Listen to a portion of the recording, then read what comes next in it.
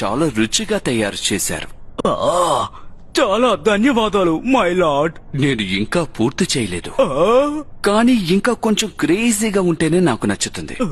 మీరేం దిగులు పడకండి, మీ ప్రపంచంలో సగం మాత్రమే నేను అంతం చేస్తాను. ఏంటి సగమా?